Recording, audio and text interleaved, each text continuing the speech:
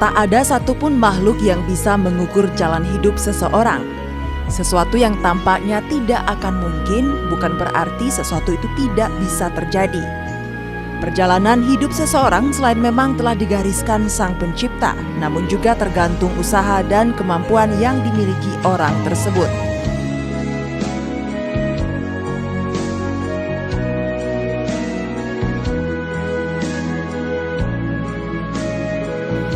Herliardo, anggota DPRD Provinsi Bengkulu dari daerah pemilihan Rejang Lebong dan Lebong, telah membuktikan jika nasib seseorang ditentukan orang itu sendiri.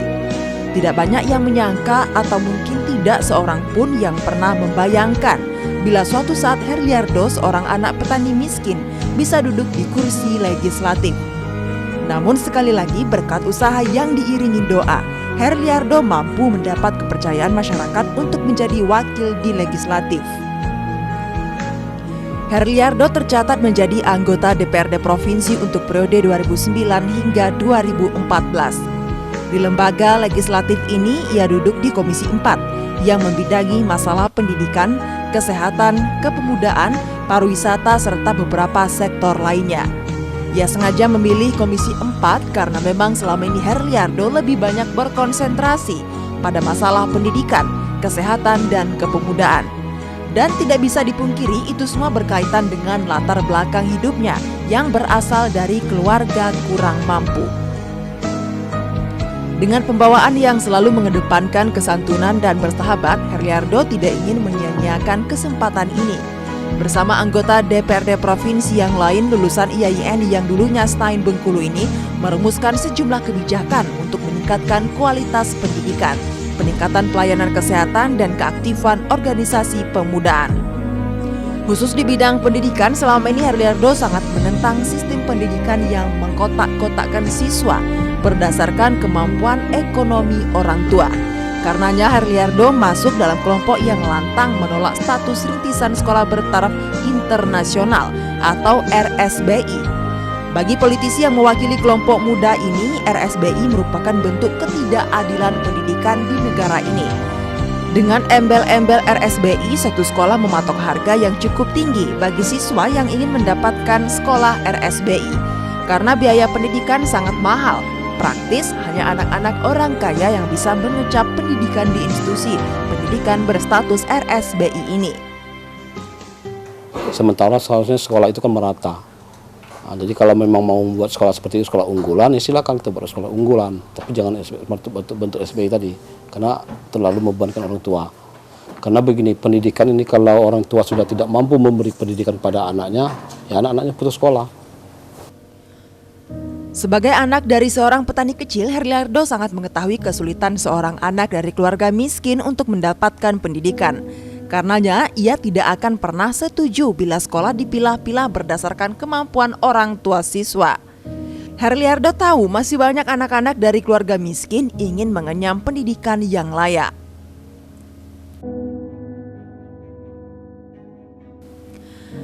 Setali tiga uang dengan masalah pendidikan, masyarakat dari golongan ekonomi lemah tentunya juga membutuhkan pelayanan kesehatan.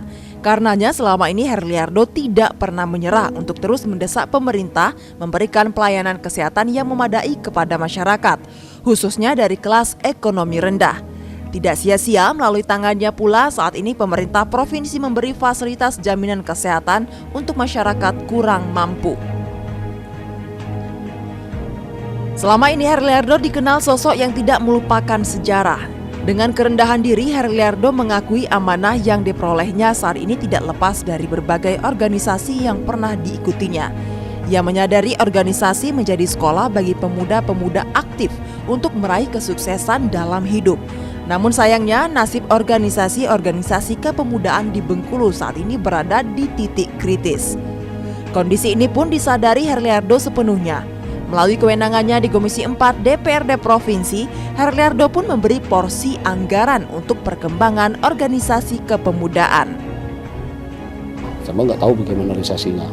Jadi jangan sampai OKP-OKP ini tidak bergerak, sehingga mereka tidak berpikiran positif akhirnya.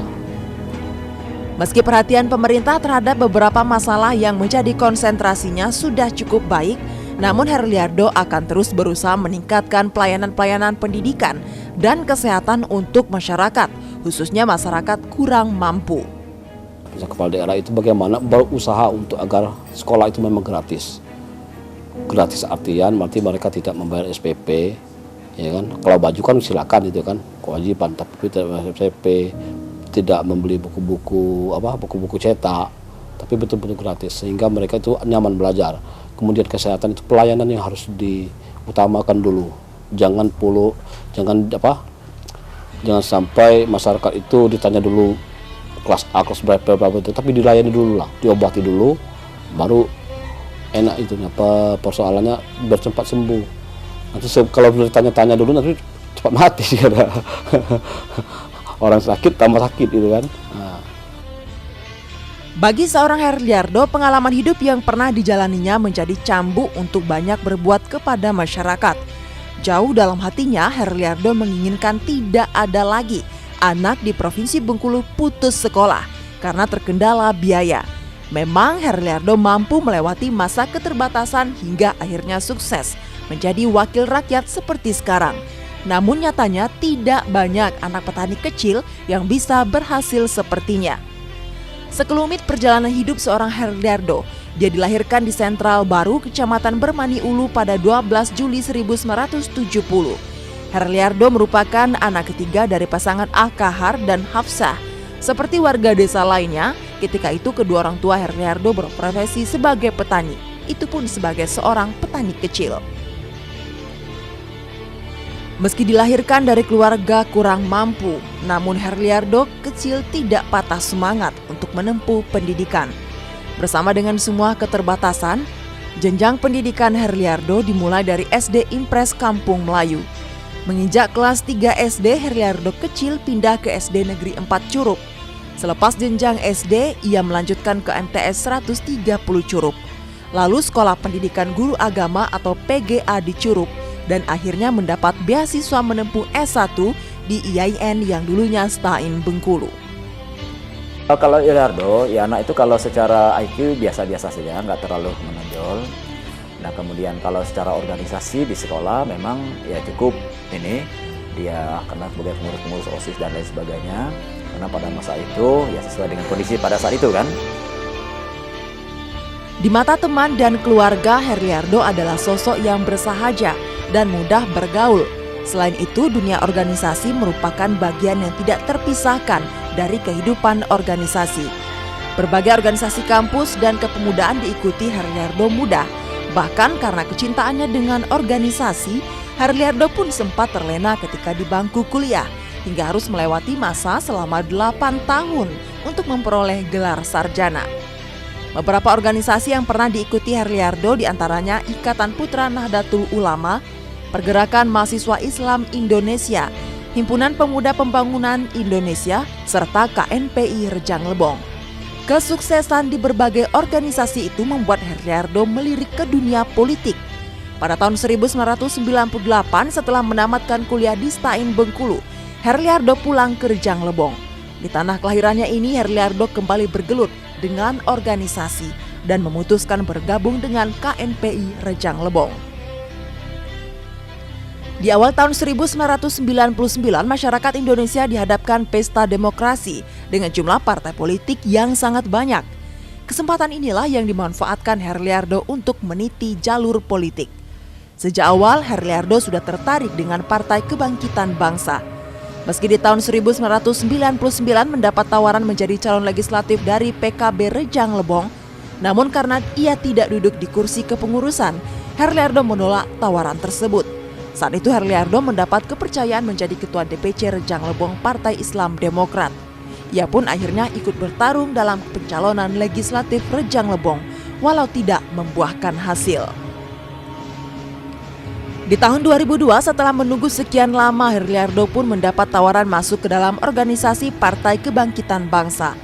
Ketika itu Herliardo dipercaya menjabat Ketua Organisasi Garda Bangsa milik PKB. Kesempatan yang memang sudah dinanti ini tidak disia-siakannya. Tidak lama menjabat Ketua Garda Bangsa, Herliardo pun diangkat menjadi Sekretaris DPC PKB Rejang Lebong.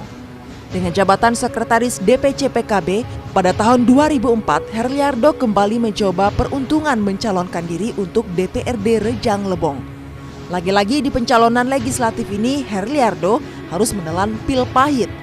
Hasil pemilu 2004 ini meski PKB meraih 2 kursi, namun Herliardo gagal duduk sebagai wakil rakyat. Saat itu 2 kursi PKB Rejang Lebong ini salah satunya diisi Ketua DPC PKB Ajis Pen. Meski sudah 2 kali gagal, tidak membuat Herliardo kecewa dengan politik. Sambil tetap mengurus partai, Herliardo pun sempat bekerja di salah satu perusahaan asuransi kejiwaan dan tenaga pengajar honor di Stein Curup. Dan akhirnya kesabaran Herliardo ini dijawab oleh Sang Pencipta. Pada tahun 2007, Ketua DPC PKB Rejang Lebong yang juga anggota DPRD Rejang Lebong Ajis Pen meninggal dunia. Kekosongan kursi PKB di legislatif inilah yang kemudian diisi oleh Herliardo. Dalam masa jabatan sekitar 2 tahun, Herliardo terus bekerja keras membangun konstituen pada masyarakat kalangan bawah. Pengurus wilayah PKB Provinsi Bengkulu pun melihat kinerja Herliardo di DPRD Rejang Lebong. Setelah melalui berbagai pertimbangan, akhirnya tahun 2008 ia pun diangkat menjadi Sekretaris DPW PKB Provinsi Bengkulu. Dan di tahun 2009, Herliardo memutuskan kembali ikut mencalonkan diri. Namun kali ini ia memilih mencalonkan diri untuk DPRD Provinsi Bengkulu. Ketika itu banyak yang pesimis Herliardo akan meraup kesuksesan dengan masa jabatan sebagai anggota DPRD Rejang Lebong selama 2 tahun. Oleh sebagian politisi senior di Rejang Lebong maupun Provinsi Bengkulu, nama Herliardo tidak masuk dalam hitungan. Namun tanggapan rendah tersebut tidak membuat Herliardo putus asa. Hasilnya setelah dilakukan perhitungan suara, di luar dugaan, Herliardo berhasil meraih 1 dari 10 kursi jatah daerah pemilihan Rejang Lebong dan Lebong. Di sini kan di DPR Rejang Lebong ini, walaupun dia sekarang sudah di tingkat provinsi, hubungan dengan konstituen yang ada di Rejang Lebong itu sudah putus. Terutama melalui organisasi yang membesarkan beliau, yaitu di PMII, kemudian lari ke gerakan pemuda Ansornya, dan di pengurus Nahdlatul Ulama, dan bahkan periode ini dia masuk di jajaran kepengurusan. Dan setiap acara yang kita gelar ini selalu memberikan kontribusi yang besar. Keberhasilan duduk di kursi legislatif membuat karir Herliardo semakin tak terbendung. Pada tahun 2012, melalui musyawarah wilayah, Herliardo terpilih sebagai Ketua DPW PKB Provinsi Bengkulu. Dan di tahun 2014, Herliardo, seorang anak petani kecil ini, kembali mencalonkan diri untuk kursi DPRD Provinsi Bengkulu dari daerah pemilihan Rejang Lebong Lebong. Selain karena banyak masyarakat Rejang Lebong dan Lebong menginginkannya, Herliardo pun merasa pengabdiannya untuk masalah pendidikan, kesehatan dan kepemudaan masih harus dilanjutkan. Dalam benaknya masih banyak cita-cita pendidikan dan kesehatan untuk rakyat yang harus diperjuangkan. Dan itu semua bisa dilakukan ketika nanti kembali mewakili rakyat untuk periode 2014 hingga 2019. Begini, kalau tidak ada ijazah ini susah kita sebagai Indonesia. Kasihan kepada masyarakat kita, saudara kita kan. Ijazah nggak ada, mau berbuat tidak bisa. Tapi kalau ada ijazah, ya mereka bisa berbuat. Dan bisa nyalon DPR juga kalau mereka pernah pakai C kan, ada ijazahnya.